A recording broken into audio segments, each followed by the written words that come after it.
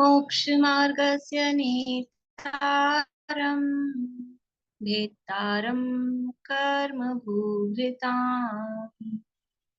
ज्ञातारं विश्वतत्त्वानां वन्दे तद्गुणलब्धये वन्दे तद्गुणलब्धये।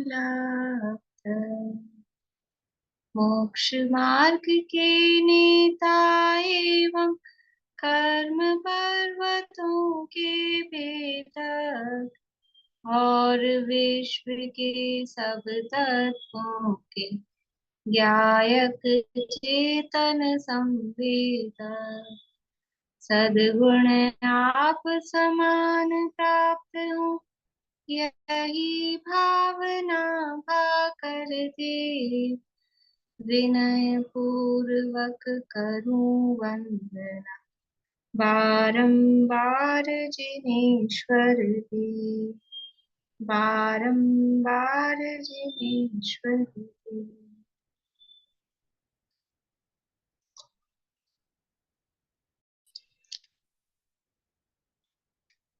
तत्वार्थ सूत्र नामक ये महाशास्त्र है आचार्य उमा स्वामी देव द्वारा रचित। इसके तीसरे अध्याय की चर्चा अपनी चल रही है। तीसरे अध्याय के अंतर्गत अधोलोक और मध्यलोक का वर्णन किया गया, वहां जो जीव रहते हैं, तो क्षेत्र की रचना और जीवों के बारे में यहाँ बताया गया है, उनकी अवस्था संसार दशा में कैसे होती है वो चर्चा यहाँ चल रही है। अधोलोक की चर्चा अपनी हो गई थी और मध्यलोक में हम पहुंच चुके हैं। मध्यलोक में असंख्यात द्वीप समुद्र हैं। कितने असंख्यात द्वीप समुद्र हैं?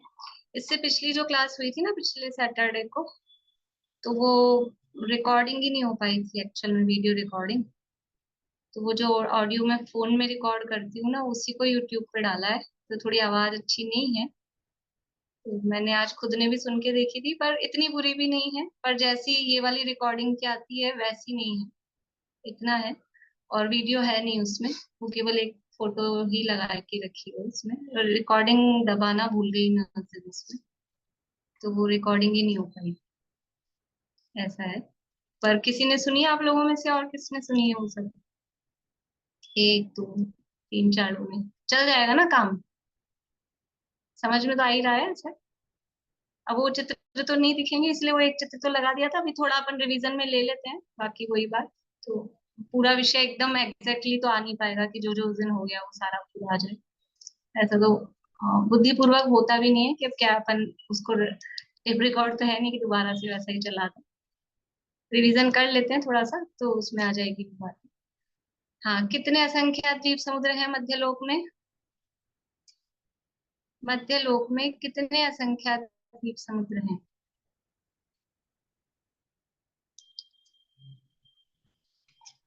25 25 कोडा कोडी उधार पढ़ने में जितना समय होता है उतने द्वीप समुद्र। बहुत बढ़िया। 25 कोड़ाकोड़ी उद्धार पल्लियों के समयों के बराबर जितने समय उसमें होते हैं उतने द्वीप समुद्र मध्यलोक में है। मध्यलोक में जो सबसे बीचों बीच में जो द्वीप है, उस द्वीप का क्या नाम है और वो किस आकार का है? सबसे बीच में जो द्वीप है उसका नाम क्या है, उसका आकार क्या है? जिताशा जी,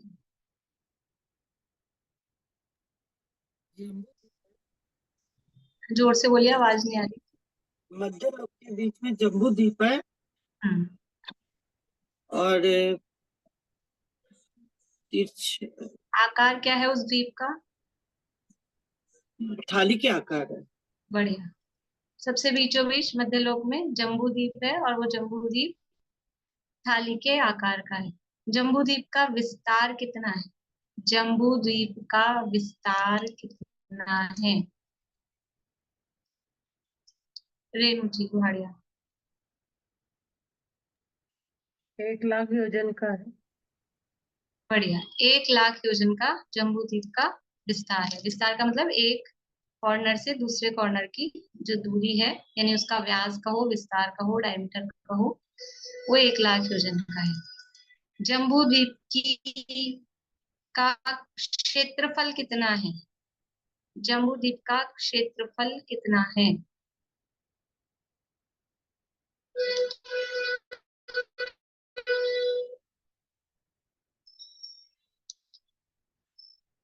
हाँ जी, 526.9 6/19 योजन। किसका बता रहे हैं हाँ, आप? आवाज नहीं है। किसका बता रहे हैं? अच्छा, भरत क्षेत्र का बना किसका दिया, बता दिया, क्षेत्रफल ठीक है। बता रहे हैं? मैंने भरत क्षेत्र का बताया, याद आ गया, ठीक है, समझ में आ गया। हाँ भरत क्षेत्र का बताया मैंने। हाँ, हाँ। भरत क्षेत्र का बताया मैंने। अभी पूछा किसका है वो बता रहे हैं क्या आप? आप जम्बू द्वीप का पूछा है आपने, हाँ। जम्बू द्वीप का पूछा है, वो क्षेत्रफल दिमाग में नहीं आ रहा अभी। बोलिए अंकल। वह 790,56,94,150 योजन। बहुत बढ़िया। 790,56,94,150 योजन ये जम्बू द्वीप का क्षेत्रफल है। मतलब ये है कि हम जो 1 लाख योजन का जम्बू द्वीप कहते हैं वो केवल एक लाइन, सीधी लाइन, तो एक कोने से दूसरे कोने की दूरी, वो 1 लाख योजन है। लेकिन पूरे जम्बू द्वीप पर अगर जैसे ऐसा होता है ना, अपन अपने को पूरे कमरे में टाइल बिछानी है, तो ऐसा नहीं इस कोने से उस कोने की लंबाई, पूरा लंबाई चौड़ाई मिला के जो एरिया होता है वो देखा जाएगा। ऐसे ही पूरे जम्बू द्वीप में यदि टाइल लगानी है तो एरिया कितना, वो 790,56,94,150 योजन वो जम्बू द्वीप का क्षेत्रफल है। जम्बू द्वीप की परिधि कितनी है? जम्बू द्वीप की परिधि बोलिए अनीता जी।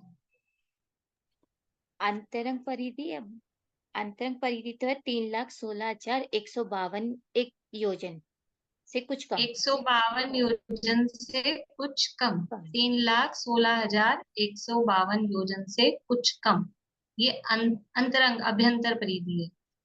बढ़िया। बाह्य परिधि और किसी से पूछ लेते हैं। हाँ, बाह्य परिधि कितनी है? बोलिए कविता जी। 3,16,227 योजन, 3 कोस, 128 धनुष, सादिक। साधिक 13.5 अंगुल। हाँ, 13.5, सादिक 13.5।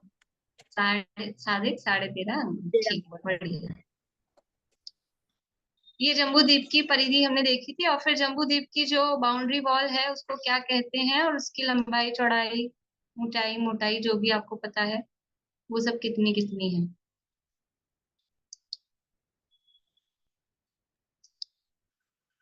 नीचे से तो 12 योजन है। पहले क्या कहते हैं उसको? जगती बाउंड्री वॉल जगती जगती कहते हैं। 12 योजन है, फिर मध्य में 8 योजन है, फिर ऊपर में 4 योजन है, और उसकी जो लंबाई है वो पूरी 8 योजन की है।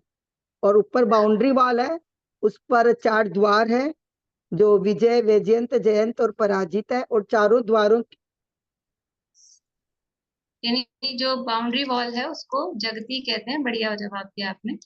और वो जगती 8 योजन की तो ऊंचाई है, और जो उसकी मोटाई है वो नीचे 12 योजन, बीच में जाती हुई 8 योजन, और ऊपर पहुंचते पहुंचते 4 योजन रह जाती है। मतलब ये है घटती हुई है, नीचे से चौड़ी है, ऊपर से सकड़ी है। और ऊपर जो 4 योजन की जब उसकी चौड़ाई बचती है तो उस 4 योजन की चौड़ाई में भी फिर बीच में और वेदिका है, साइड में जो जगह बचती है वहां पर तरह तरह के उपवन हैं, बावड़ियां हैं, देवों के रहने के स्थान है। मतलब ऐसा ही नहीं है कि सूना साना कुछ यूं ही हो, वहां पे भी बहुत अच्छी रचनाएं बनी हुई है।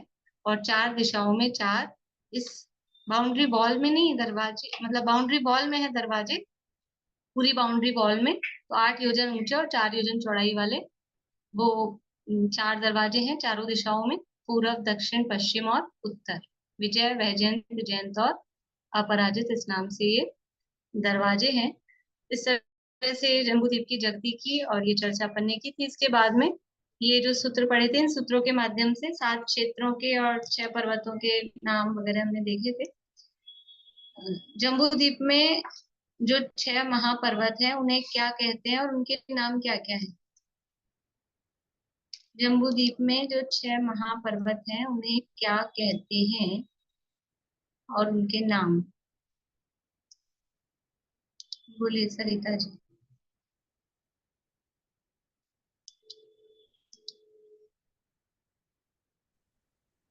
पर्वत को क्या कहते हैं? चलिए नाम बताइए। हिमवन, महाहिमवन, निषद, नील, रुक्मी, शिखरणी। और क्या रह गया? और क्या रह गया? पर्वत, अरे वर्षधर, गिन लेते ना, वर्षधर, कि 6 हो गए ना, गिन वर्षधर लेते तो बोलते पता हैं, लग जाता कि वर्षधर बोलते हैं ना उनको। पर्वतों को। कुलाचल। हाँ, कुलाचल, कुलाचल। कुलाचल। दीदी हाँ, इसमें नदियां ये 6 कुलाचल वर्ड मिलेगा आपको ज्यादातर, इसलिए वो कुलाचल शब्द याद रखना पड़ेगा। जब आपको अकृत्रिम जिनालय कहीं पूजाओं में या कहीं भी नाम आएंगे तो षट कुलाचल संबंधी ऐसा शब्द मिलेगा। तो आपको कुलाचल नहीं पता होगा तो फिर वो लगेगा कि कौन से आ गए। इसलिए कुलाचल 6 जो महापर्वत है जिन्हें वर्षधर यहाँ का है। वर्षधर का मतलब तो है पर्वत, वर्ष यानी क्षेत्र और उसको धारण करने वाले वर्षधर वो पर्वत। तो ये 6 महापर्वत हैं जिन्हें कुलाचल के नाम से कहा जाता है। हिमवन सबको याद हो गए कि नहीं ये नाम? किसको याद नहीं है अभी हाथ खड़ा कर दीजिए, नहीं तो फिर मैं पूछ लूंगी, फिर आप कहेंगे कि हमको याद नहीं है। सबको याद है? बढ़िया। हिमवन, महाहिमवन, निषद, नील, रुक्मी और शिखरी या शिखरिन, ये 6 महापर्वत हैं। इन पर्वतों की हमने क्या क्या देखा था? हाइट देखी थी और नींव देखी थी, और इनमें कितनी कितनी फूटे हैं वो देखी थी। और इनकी जो चौड़ाई है वो चौड़ाई पहले की बताई थी, दूसरे तीसरे की अभी अपन आगे क्षेत्रों की चर्चा करेंगे, तब देख लेंगे। तो कौन बताएंगे पर्वतों की हाइट और नींव, और फिर कलर और वो, और किसी और से पूछ लेंगे। अभी केवल आपको हाइट और नींव बतानी है। बोलिए चेतन। हिमवन पर्वत की हाइट है 100 योजन और उसकी नींव 25 योजन, और महाहिमवन की 200 हाइट और उसकी 50 योजन नींव। फिर हरि पर्वत की निषद पर्वत की 400 योजन हाइट और उनकी 100 योजन नींव। अब नील की 400 योजन हाइट और नींव 100 योजन। फिर रुक्मी की 200 योजन हाइट और 50 योजन नींव, और शिखरिन की 200 योजन 100 योजन हाइट और 25 योजन नींव। बढ़िया, ठीक है, सबको क्लियर है? अब क्या दिक्कत है? बोलिए कविता जी।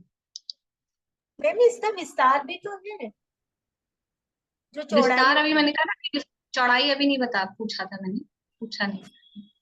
2 ही चीजें पूछी थी, हाइट और नींव।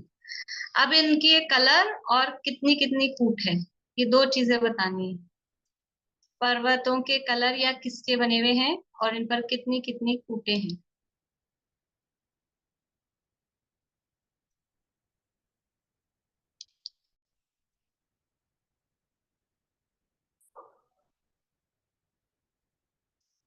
बोलिए उषा जी। हिमवन पर्वत पर 11, फिर 8 और 9 कूट है। निषद पे 9 कूट है। और हिमवन पर्वत 11 कूट पर एक एक अकृत्रिम चैत्यालय है। ये 3 ही पर्वत बताए ना आपने, 3 और रह गए। नाम लेके बताइए। हिमवन पे 11, हिमवन महाहिमवन पे पर्वत 8। पर 11, महाहिमवन पर्वत पर 8 और निषद पर्वत पर 9 कूट। और और आगे इसी कितनी? तरह इसी आगे प्रकार मुझे नहीं बताना है, इसी प्रकार आपको पूरा बताना है। फिर आगे वाला पर्वत का नाम बोलिए। नील, रुक्मी और शिखरी। हाँ, तो नील पर्वत पर कितने कूट? नील पर्वत पर फिर 9 कूट। हाँ, फिर और फिर नील रुक्मी रुक्मी पर? पर 8 कूट और शिखरी पर फिर 11। हाँ, बस हो गया। अब कलर बताना है। कलर है हिमवन का तो सोने के तरह, हिमवन महाहिमवन का चांदी, और फिर हिमवन महा रुक्मी का तपाया हुआ सोना। रुक्मी नहीं है, हिमवन महाहिमवन के बाद में निषद, हिमवन महाहिमवन निषद का तपाया हुआ सोना, नील का वैडूर्य मणि, वैडूर्य मणि के समान, और फिर रुक्मी का चांदी की तरह, और फिर शिखरी का सोने की तरह। हाँ, ये हमने अभी कलर वर्ड से पूछा, एक्चुअल में वो बताया था उसी तरह के बने हुए हैं, सोने का, चांदी का, वैडूर्य मणि का, उसी का वो पर्वत बना हुआ। और इन पर्वतों की क्या विशेषता बताई गई थी सूत्र में?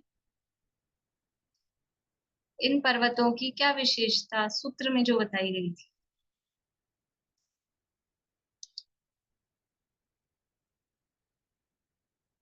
बोलिए रेखा जी। इसमें अकृत्रिम जिनाल्य होता है। इसके पूरब की तरफ पहला जो होता है ना कूट में, जो पहला वो अकृत्रिम जिनाल्य, हर उस हेमवत में, महाहेमवत में, हर जगह उसके पूरब की पहली कूट में जिनाल्य, अकृत्रिम जिनाल्य होता है। बढ़िया। ये जो पर्वत है, इन पर्वतों की ऊपर जो कूटें बनी हुई है, तो हर जो पूर्व दिशा की ओर की पहली कूट है उस पर एक अकृत्रिम जिनालय है। इसके अलावा और पर्वतों के आकार प्रकार संबंधी क्या विशेषता बताई गई थी? पर्वत है जो समान चौड़ाई वाले हैं ऊपर से नीचे, और इनके पार्श्व में मणिया रत्न जड़े हुए हैं। बढ़िया। ये जो पर्वत है, मणि विचित्र पार्श्वा उपरी मूले च तुल्य विस्तारा, ये सूत्र था ना, सूत्र से पूछा था कि ऊपरी मूले च तुल्य विस्तारा, नीचे से ऊपर तक समान विस्तार वाले हैं, और इनके दोनों साइड्स, पार्श्व भाग, ये पर्वत ऐसे खड़ा है तो इस साइड और इस साइड दोनों पार्श्व भागों में अनेक प्रकार की मणियां जड़ी हुई हैं। ये 6 महा जो पर्वत हैं उनका सामान्य सा स्वरूप है। अभी और इन पर्वतों पे जो रचनाएं हैं वो आगे के सूत्रों के साथ साथ अपन वो देखेंगे। एक बार ये चित्र और देख लें फिर से। ये देख लीजिए, ये 6 पर्वत हैं, हिमवन, महाहिमवन, निषद, ये स्वर्ण का, अर्जुन ये चांदी का, ये फिर तपनीय तपाए हुए सोने जैसा, फिर ये वैडूर्य मणि का नील, फिर ये रजत, और फिर वो वापस से हेममया। इस तरह से ये 6 पर्वत हैं। ये 11 कूट, 8 कूट, 9 कूट, फिर 9, 8 और 11 इस तरह से कूट है, नीचे से ऊपर तक समान विस्तार वाले इस तरह से आयताकार ये पर्वत हैं।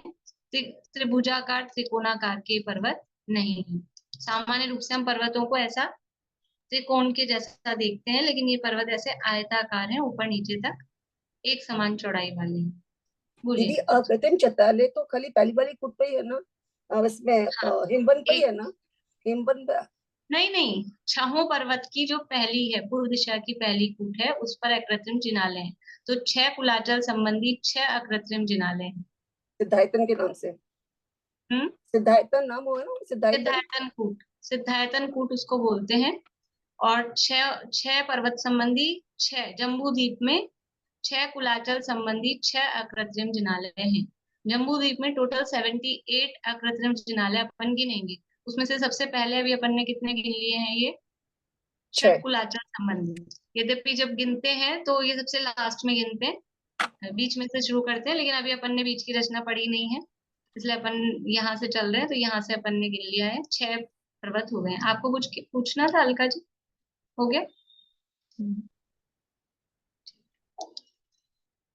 देखिए अब आगे यहाँ 7 क्षेत्रों के नाम आए थे कि ये जो 6 पर्वत हैं, इन 6 पर्वतों के कारण ये जम्बू द्वीप 7 क्षेत्रों में विभाजित हो गया है। ये 6 पर्वत यहाँ पर दिखाई दे रहे हैं, और 6 पर्वत यानी 6 दीवारें बीच में खड़ी हो गई हैं एक पूरा गोलाकार एरिया में। तो ये देखिए जो ग्रीन ग्रीन दिख रहा है ये क्षेत्र है। तो ये पहला एक, फिर ये दूसरा, पहला भरत, या नाम लिखे भरत क्षेत्र, फिर हेमवत क्षेत्र, फिर हरि क्षेत्र, फिर विदेह क्षेत्र, फिर रम्यक, फिर हिरण्यवत, और उसके आगे यहाँ लिखा है ऐरावत क्षेत्र। वो दिख नहीं पा रहा है, हल्का सा बहुत गौर करके देखेंगे तो इन कूटों के उस साइड हल्का सा ग्रीनिश यहाँ दिख रहा है, पर वो इस तरह से बनाया हुआ है तो उस तरफ का अपने को ज्यादा दिख नहीं रहा है। तो ये 7 क्षेत्र यहाँ पर हैं, भरत, हेमवत, हरि, विदेह, रम्यक, हिरण्यवत और ऐरावत।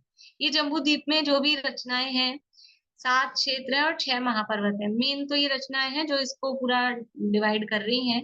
तो ये किस तरह से है कि जितना बड़ा भरत क्षेत्र है, मतलब इसकी जितनी चौड़ाई है, उससे दुगनी चौड़ाई वाला हिमवन पर्वत। फिर हिमवन पर्वत की जितनी चौड़ाई है उससे दुगनी चौड़ाई वाला हेमवत क्षेत्र है। हेमवत क्षेत्र की जितनी चौड़ाई है उससे दुगनी चौड़ाई वाला है हरि क्षेत्र। फिर हरि क्षेत्र की जितनी चौड़ाई है उससे दुगनी चौड़ाई वाला है ये निषद पर्वत।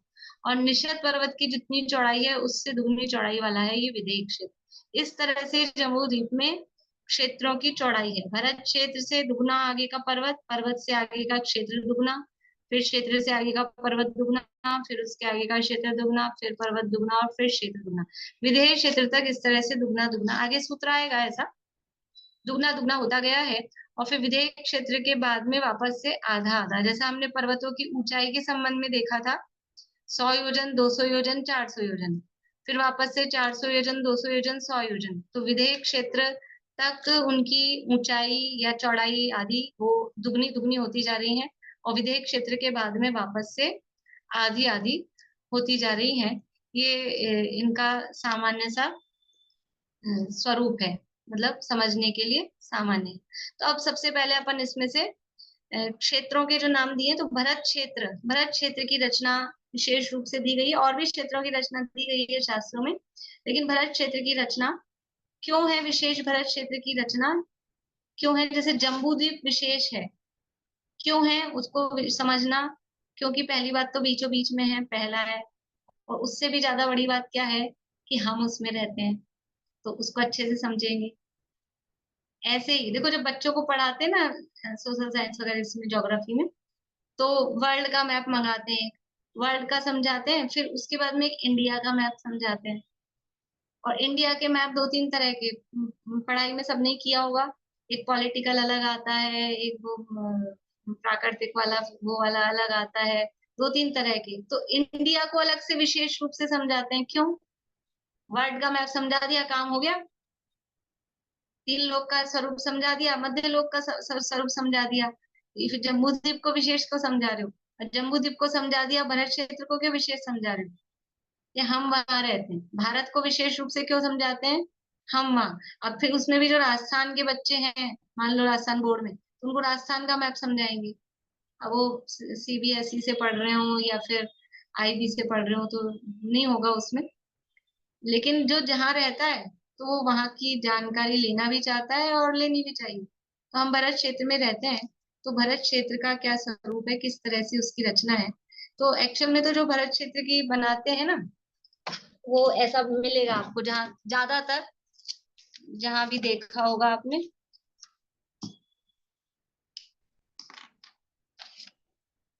इस तरह से ऐसा डी जैसा बना देते हैं, है ना? ऐसा है, लेकिन वो समझाने के लिए ऐसा बना देते हैं। पर एक्चुअल में भरत क्षेत्र कैसा है? एक्चुअल में जो जो जो उसका क्षेत्रफल है, जितनी उसकी लंबाई और जो उसका आकार है, तो वो इतना ऐसा है, बिल्कुल पतला सा, मतलब दिखने में पूरे जम्बू द्वीप के, ये पूरा जो जम्बू द्वीप है ना, ये पूरा जो जम्बू द्वीप है, इस पूरे जम्बू द्वीप में भरत क्षेत्र इतना सा है, ऐसा। लेकिन अब अपने को इतने से में क्या तो रचना बनाएंगे, कहाँ विजाट पर्वत बनाएंगे, कहाँ गंगा सिंधु बनाएंगे, बनेगी ही नहीं। इसलिए उसको जरा बड़ा करके ऐसा बना देते हैं, आधा डी जैसा। तो हमारे माइंड में, क्योंकि वो समझाने के लिए ऐसा बनाते हैं, हमारे माइंड में ऐसा लगता है कि ऐसा है। लेकिन भरत क्षेत्र धनुषाकार, धनुषाकार है। धनुष समझ में आता है कि जिसमें ये तो है बड़ा, और फिर यहाँ से कर्व होता है, लेकिन वो कर्व इतना नहीं होता है, मतलब डेप्थ उसकी ज्यादा नहीं होती।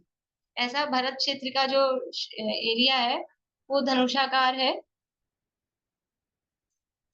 देखिए आगे सूत्र भी आएंगे, अपन वो सूत्र साथ में ले लेते हैं, क्योंकि अपन रचना भरत क्षेत्र की समझ रहे हैं। तो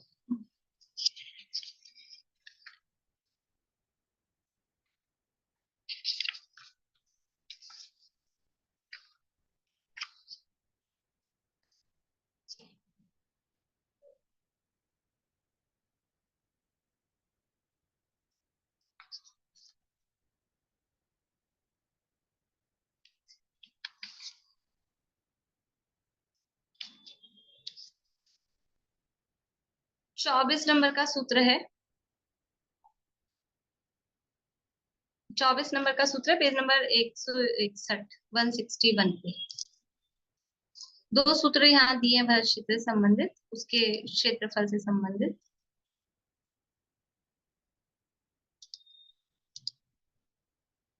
अभी पढ़ लेते हैं, बाद में नहीं पढ़ेंगे, वो वही बात है।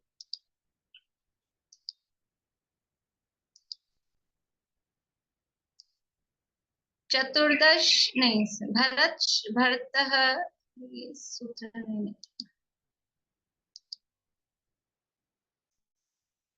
भरतः षड्विंशति पंच योजन शत विस्तारः षट चैकोनविंशति भागा योजनस्य। भरत क्षेत्र का विस्तार यहाँ बता रहे हैं। भरत यानी भरत क्षेत्र, षड्विंशति, षड यानी 6, विंशति यानी 20 यानी 26, पंच योजन शत यानी पंचशत यानी 500, 526 योजन। पंच षड्विंशति 26, पंच यानी 5 और शत यानी 100, 526 योजन विस्तार। षट च एक ऊन विंशति भागा योजनस्य। षट यानी 6 और च यानी और, एक ऊन विंशति, विंशति यानी 20 और एक यानी एक, ऊन यानी कम, एक कम 20 यानी कितना हुआ 19, और भागा यानी भाग, और योजनस्य यानी योजन के, एक योजन के 19 भागों में से 6 भाग। षट च एक ओन विंशति। ये भरत क्षेत्र का क्षेत्रफल सूत्र में बताया आचार्य देव ने कि भरत क्षेत्र का क्षेत्रफल कितना है कि 526, ये तो योजन है, और एक योजन के 19 भागों में से 6 भाग, इतना, यानी कि अपनी गणित की भाषा में कहेंगे तो 526 सही 6/19 योजन, ये भरत क्षेत्र का विस्तार है। ठीक है, भरत क्षेत्र का विस्तार कितना है 526 सही 6/19। अब एक और सूत्र देखिए, अपन चाहे बाद में नंबर पे आएगा तब फिर से देख लेंगे एक बार एक सूत्र और। भरतस्य विष्कंभो, 32 नंबर का सूत्र है, सॉरी 32 नंबर का सूत्र देखिए। भरतस्य विष्कंभो जम्बूद्वीपस्य 90 भागः। भरतस्य विष्कंभो, भरत क्षेत्र का विष्कंभ यानी विस्तार, जम्बू द्वीपस्य, जम्बू द्वीप के विस्तार का 90 भागे है। 90 भागे है मतलब कि 100 भागों में से नहीं, 90 भागे यानी शत यानी 100, 90 यानी 90, 190 भाग है। भरत क्षेत्र का विस्तार जम्बू द्वीप का 190वां भाग है। ये दो सूत्र हैं भरत क्षेत्र के विस्तार के लिए, दोनों का अर्थ एक ही है लेकिन दो तरीके से दिया है। ठीक है, अब अपन इसको देखते हैं। भरत क्षेत्र कितना है पूरे जम्बू द्वीप का 190वां भाग। ठीक है, पूरा जम्बू द्वीप कितना है, पूरा जम्बू द्वीप कितना है 1 लाख योजन का, 1 लाख योजन का जम्बू द्वीप है। और भरत क्षेत्र कितना है उसमें से, इसका, यह जम्बू द्वीप, और का के लिए लगाते हैं गुणा का चिन्ह, है ना। इसका 190वां भाग, भाग का मतलब है 1/190। भरत क्षेत्र का एरिया कितना है, ये पूरा जम्बू द्वीप है। ठीक है, ये पूरा जम्बू द्वीप है, ये पूरा यहाँ से यहाँ तक कितना है जम्बू द्वीप, यहाँ से यहाँ तक है 1 लाख। ठीक है, क्लियर है, यहाँ से यहाँ तक 1 लाख है, चाहे यहाँ से यहाँ कहो एक ही बात है, यहाँ से यहाँ कहो एक ही बात है, 1 लाख है।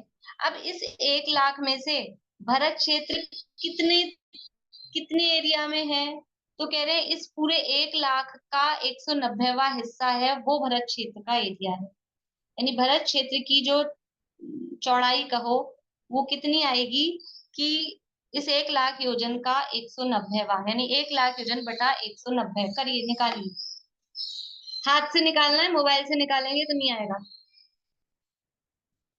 जो सूत्र में दिया है वो नहीं आएगा, हाथ से निकालना है, भाग लगाना है। भाग कैसे लगाते हैं भूल गए हम तो, यहाँ 190 लिखेंगे, यहाँ 1 लाख लिखेंगे, और अब भाग लगाएंगे तो 0 से तो 0 कैंसिल कर दो, अब 19 का भाग लगा दो। 19 का पहाड़ा हमको नहीं आता, 19 का पहाड़ा कैलकुलेटर में देख लो।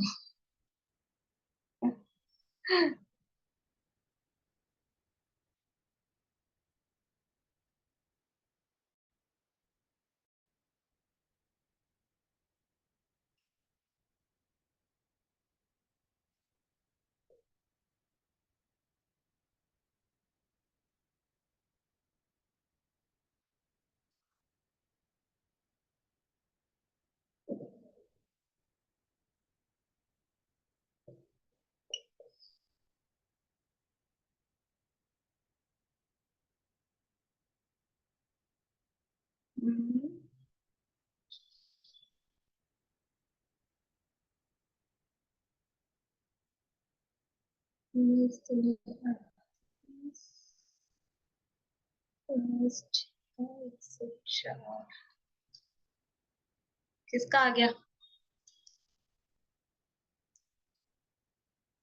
बोलिए शायद। वो आया 19 से भाग दिया तो 526 और नीचे 6 शेष बच गया, 6/19 हो गया। देखो हो गया। हाँ किया सबने? हाँ देखिए से ये 19 था, ये एक 0 से तो अपन ने 0 कैंसिल कर दी थी सरल करने के लिए, भी 190 का पहाड़ा नहीं बोलना पड़ेगा अपने को, इसलिए। तो 19 पंजे 95, 100 को लिया, 19 पंजे 95, 5 बच गया, फिर इधर से 0 ली, 19 दूनी 38, तो 12 बचे, फिर ये वाली 0 नीचे लिया है, 19 छक्के 114 है, तो यहाँ बच गया 6। तो क्या आया? 526 सही 6/19। इसको ऐसे ही लिखते हैं, जो बच जाता है उसको ऊपर और जो इधर वाला होता है उसको नीचे। अब भूल गए होंगे, कुछ याद आ रहा होगा, बचपन में किए थे ऐसे काम, याद आ रहे हैं? इस तरह से लिखते हैं। अभी अपन कैलकुलेटर में करते तो पॉइंट्स में आता, तो 6/19 नहीं समझ आता, फिर अपने को कैलकुलेटर में करेंगे तो 526 पॉइंट आएगा वो। ये भरत क्षेत्र का क्षेत्रफल नहीं है, भरत क्षेत्र की चौड़ाई है पूरा। जैसे जम्बू द्वीप की चौड़ाई एक जगह से दूसरी जगह की दूरी 1 लाख योजन है, वैसे ही भरत क्षेत्र का क्षेत्रफल बोल देते हैं सामान्य शब्दों में। लेकिन ये जो पूरा गोलाकार जम्बू द्वीप है उसमें ये यहाँ से लेके यहाँ तक भरत क्षेत्र की जो दूरी है, जिसको चौड़ाई बोलेंगे, वो है 526 सही 6/19 योजन। योजन नहीं लगाएंगे तो अधूरा है जवाब, वरना 526 से ही 6/मीटर किलोमीटर पता नहीं क्या कर देंगे। योजन कौन सा योजन है? बड़ा योजन है, छोटा योजन है? बड़ा योजन, प्रमाण योजन चलेगा, ठीक है ना। ये भरत क्षेत्र का विस्तार मतलब विस्तार मतलब उसकी चौड़ाई बताई। अब ये जो भरत क्षेत्र का 190वां हिस्सा है, इसका क्या मतलब है, या ये अपन वहीं समझ लेंगे और आगे। अभी अपन देखते हैं भरत क्षेत्र की रचना कैसी है। तो ये इस तरह से ये पहले जम्बू द्वीप देख लें। ये जम्बू द्वीप है और ये हिमवन, महाहिमवन, निषद, नील, रुक्मी, शिखरिन, ये पर्वत है। तो ये हिमवन पर्वत, अब भरत क्षेत्र कहाँ स्थित है उसकी लोकेशन पूछी जाएगी। तो भरत क्षेत्र के उत्तर में ये हिमवन पर्वत, पर्वत को दिखाने के लिए हम त्रिकोणाकारी बनाएंगे ताकि हमको समझ में आए कि ये पर्वत है। एक्चुअल में ऐसा नहीं है, लेकिन हम पर्वत की रचना उसका चिन्ह बनाने के लिए ट्रायंगल वाली शेप बताते हैं। तो भरत क्षेत्र के उत्तर में क्या है? हिमवन पर्वत है। और बाकी तीनों दिशाओं में क्या है? ये सब बाकी 3 दिशाओं में क्या है? लवण समुद्र, चारों तरफ लवण समुद्र है ना, तो बाकी सब तरफ लवण समुद्र है। अब ये जो भरत क्षेत्र है, इस भरत क्षेत्र के बीचों बीच एक और पर्वत है, पूर्व से पश्चिम ही फैला हुआ।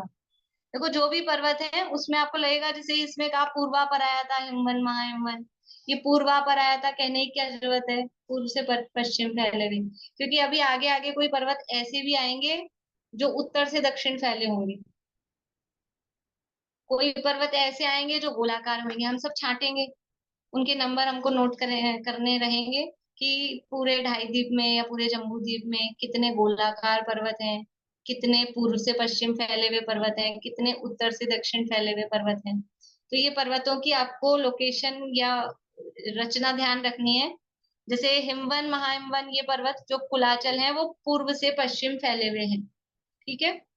ये विजयार्थ पर्वत भी पूर्व से पश्चिम फैला हुआ है, पूर्व से पश्चिम विस्तार वाला है। कहाँ पर स्थित है?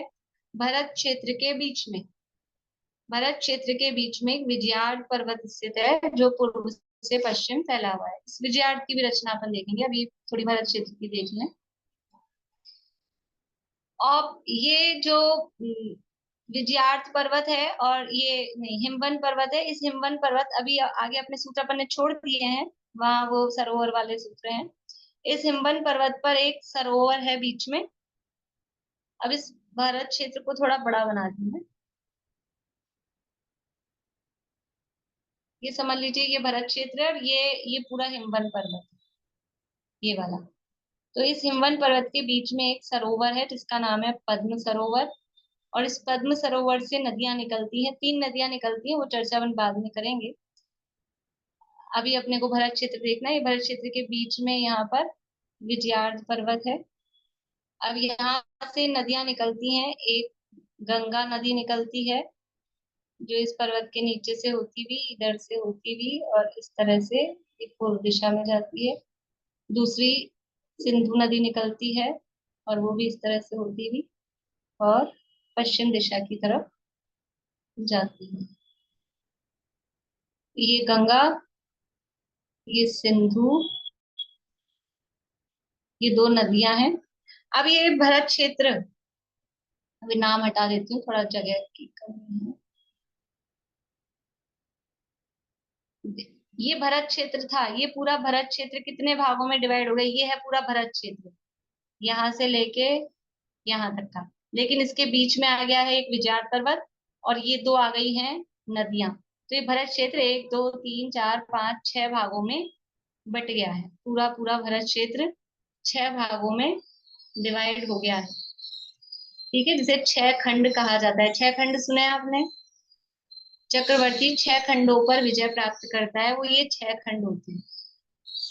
ये भरत क्षेत्र का सामान्य सा स्वरूप है कि 2 नदियां और एक विजयार्थ पर्वत, गंगा और सिंधु 2 नदियां और बीच में एक विजयार्थ पर्वत। इसके कारण ये पूरा भरत क्षेत्र 6 भागों में डिवाइड हो गया है। उसमें से 5 तो है म्लेच्छ खंड, 1 2 3 4 और 5। ये 5 तो है म्लेच्छ खंड। और ये जो दक्षिण साइड में बीच वाला खंड है, दक्षिण साइड समझ में आता है?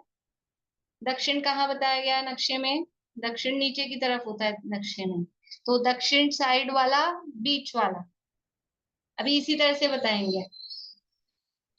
उत्तर साइड में पूर्व दिशा की तरफ जो खंड है उस पे कौन सा नंबर डला है? बोलिए। इस नक्शे में उत्तर साइड में पूर्व की तरफ जो खंड है उसमें कौन सा नंबर डला है? आप 1 2 3 उंगली से बता सकते हैं मुझे।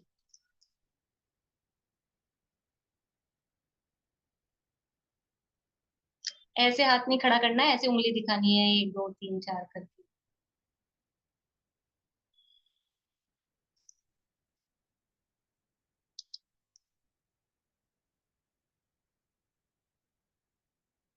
बहुत लोग 4 दिखा रहे हैं, 1 6 दिखा रहे हैं, 2 3 लोग 2 भी दिखा रहे हैं।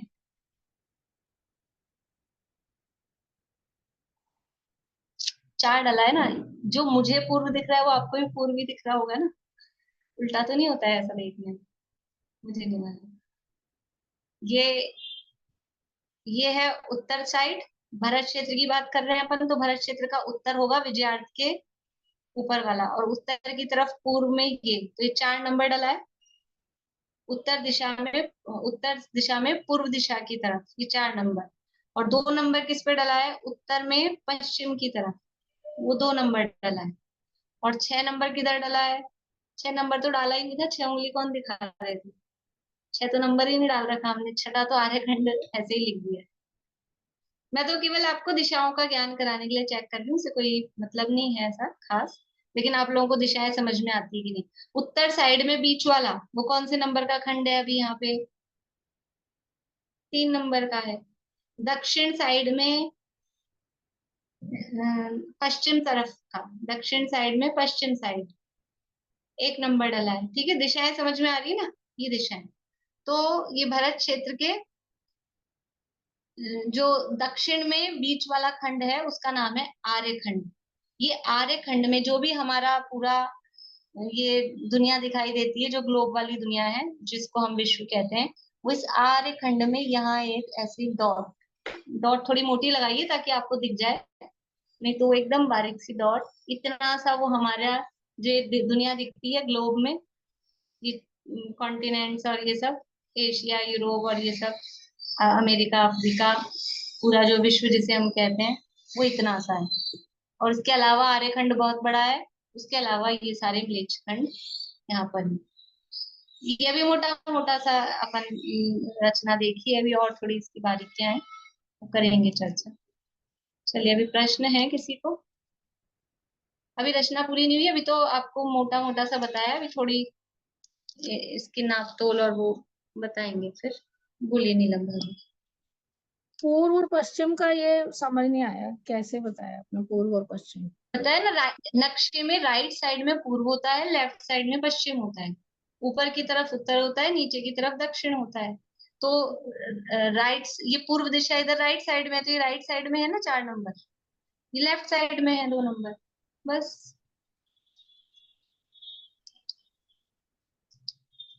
पूछ रही थी मैं, पूर्व में सिंधु है कि पश्चिम में आएगा सिंधु नदी? हाँ, पूर्व में गंगा, पश्चिम में सिंधु।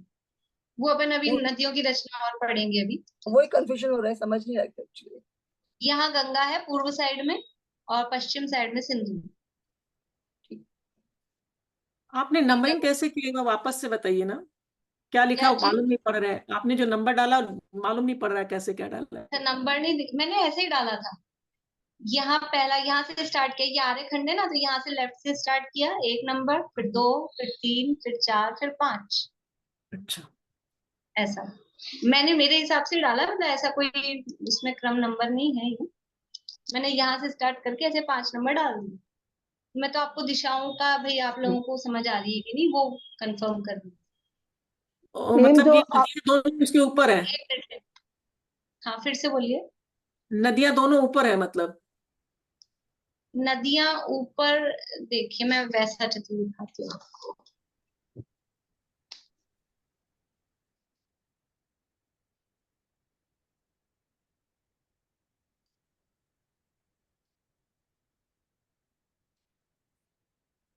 ये देखिए, भरत क्षेत्र का ये जो एरिया है ग्रीन, ये वाला, ये भरत क्षेत्र है, दिख रहा है? ये भी इसको जूम करके बनाया, इतना चौड़ा नहीं है, उसका एक्चुअल वाला दूसरा दिखाएंगे। तो ये हिमवन पर्वत है, ये गोल्डन कलर का, और यहाँ पर ये एक सरोवर है, इस सरोवर से ये नदी निकल रही है, ये है गंगा नदी और ये है सिंधु नदी। ये नदियां निकल रही है और ये इस तरह से, और ये बीच में है विजयार्थ पर्वत, ये विजयार्थ पर्वत के नीचे से होती हुई, ये थोड़ा समझ लीजिए गलत बना हुआ है अभी, ये विजयार्थ पर्वत के नीचे से जाएगी, जैसे ये नीचे से जा रही है वैसे ये वाली नदी भी नीचे से जाएगी। तो ये गंगा नदी, ये सिंधु नदी और ये विजयार्थ पर्वत, तो ये पूरा भरत क्षेत्र, इसके 6 खंड हो गए। यहाँ ये आप देख रहे हैं जो अपना वर्ल्ड का मैप होता है, ऐसा मैप बनाया हुआ है ये सब एशिया, यूरोप, अमेरिका, अफ्रीका, ये सब यहाँ दिखाए गए हैं।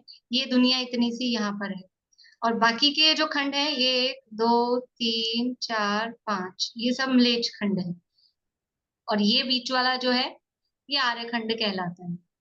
इस तरह से ये भरत क्षेत्र की रचना है। अब बोलिए आपको क्या पूछना है और, रजनी जी? नहीं ठीक है, 1, 2, 3 मतलब कि मलेच्छ खंड 5 हो गए ना? ये हो गए ना, 1, 2, 3 तो यहाँ ऊपर, ये ऊपर 3 हो गए। हाँ, 5 मलेच्छ खंड है, 3 ये ऊपर हो गए और 2 नीचे साइड में हो गए, टोटल 5 हो गए। और एक ठीक है, आर्यखंड। हाँ हाँ, बोलिए रेणु जी। हो गया, वही मैं कंफ्यूज थी कि वो हिमवत पर्वत से नदियां निकल रही है कि वो भरत क्षेत्र के अंदर तो नहीं आ रहा है वो एरिया, वो मैं कंफ्यूज हो गई थी वहीं पे। अब समझ में आ गया, चित्र से समझ में आ गया। हाँ। चलिए अभी और पढ़ेंगे अपन कल इसके बारे में, थोड़ा और है। और किसी का प्रश्न है? बोलिए आशा। एक ऐसा ही चित्र अगर जगती वाला हो तो भी देख ली। एक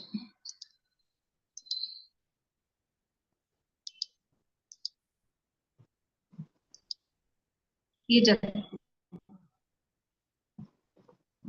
इसमें कुछ प्रश्न है आपको? आशांति हाँ कुछ वही पूछना है? देखती रही हूँ। नहीं मैं एक बार देखा ही नहीं, देख रही हूँ पूरा सा जगते की, बस देख मतलब यही है ना कि इसके ऊपर बने हुए हैं वो व्यंजनों के भवन, ये हाँ, ऊपर ये आकाश जो में बने चौड़ाई हुए। दिखती है ये, हाँ, हाँ ये जो चौड़ाई है, हाँ इस चौड़ाई पे, इस सरफेस पे बने हुए हैं, और हाँ। इससे ऊपर अधर में, आकाश में, वहां भी बने हुए।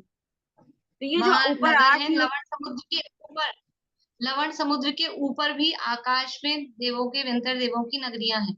यहाँ जगती के ऊपर भी, आकाश में भी है, और जगती की सरफेस पर, उसकी सतह पर भी देवों के महल वगैरह बने हुए। ये पानी निकलने के इतने सारे स्थान क्यों बने? इधर इधर दो तरफ से निकलने थे ना। 14 नदियां है ना, अभी नदियां अपन पढ़ेंगे। 4 तो ये हाँ दरवाजे हैं, और हाँ 14 नदियों के 14 ही हैं बस। ये इन अपन नाला बोलो, पर वो नाला बहुत बड़ा है, पर नाला जैसे, मतलब नाला पानी बाहर जाएगा ना, उसके लिए वो निकलने का बस उतना ही है। वो गुफाएं बोलते हैं इसको, 14 गुफाएं हैं ये निकलने के लिए। ठीक है, थैंक यू। बोलिए रेखा जी। जो सरोवर बताया वो हेमवत पर्वत के ऊपर है सरोवर। हिमवन हिमवत पर्वत के अंदर, हिमवन पर्वत के ऊपर, वो पढ़ेंगे अभी अपन। रचना अपन ने बीच में सूत्र छोड़े हैं ना अभी, मतलब इसके आगे वाले सूत्र हैं, उसी में है वो। हाँ, कल पढ़ेंगे। बोलिए लोहाड़ी। जगती के ऊपर भी तो आपने चारों द्वार के ऊपर भी तो अकृत्रिम जिनालय बताया ना आपने, एक एक अरहंतों का। अकृत्रिम चैत्यालय नहीं है द्वार के ऊपर, अकृत्रिम चैत्यालय नहीं है। जिन प्रतिमा विराजमान है, सिंगल मतलब प्रतिमा विराजमान है केवल। काउंट हाँ, नहीं होगी अब। वो काउंट नहीं होगा, वो काउंट नहीं होगा। तो ठीक ये है। अकृत्रिम जिनालय काउंटेबल वाले वो अलग हैं। और चैत्य वृक्ष होंगे कहीं कहीं, जहाँ वृक्षों के नीचे, वृक्षों के ऊपर प्रतिमाएं होंगी, वो अलग। और ऐसे प्रतिमाएं विराजमान हैं अकेली, अकेली मतलब वस्त्र प्रातिहार्य सहित, लेकिन बिना मंदिर आदि या वृक्ष आदि के, वो अलग है। तो 3 तरह से अकृत्रिम प्रतिमाएं मिलेंगी। केवल प्रतिमाएं भी मिलेंगी, चैत्यालय सहित वाली प्रतिमाएं भी मिलेंगी, वृक्ष सहित वाली प्रतिमाएं भी मिलेंगी। मैम आपसे पहली बार पढ़ रहे हैं, बहुत अच्छा लग रहा था। तीसरा अध्याय ये पढ़ा नहीं पहले। बहुत डिटेल में, बहुत अच्छे से समझा रहे हो एकदम। Thank you ma'am.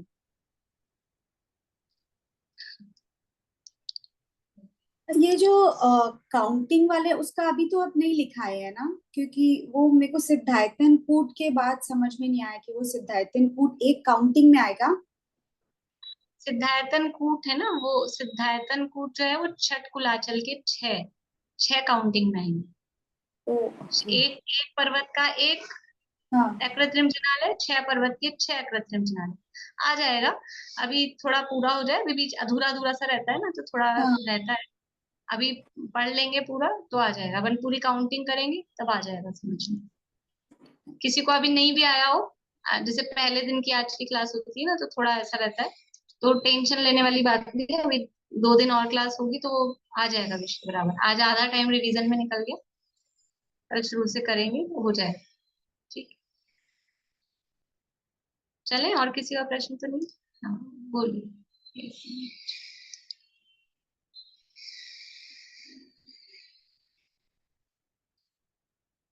आप अनम्यूट करिए चित्रा जी।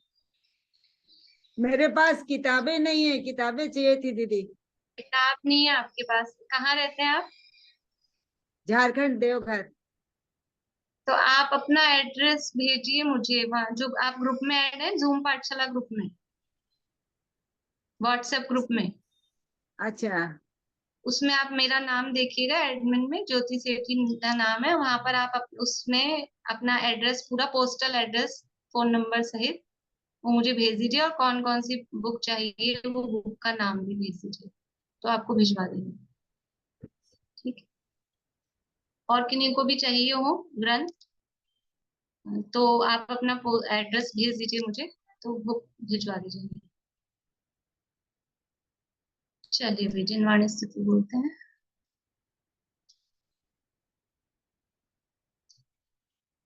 मैं सब आप बोलेंगे।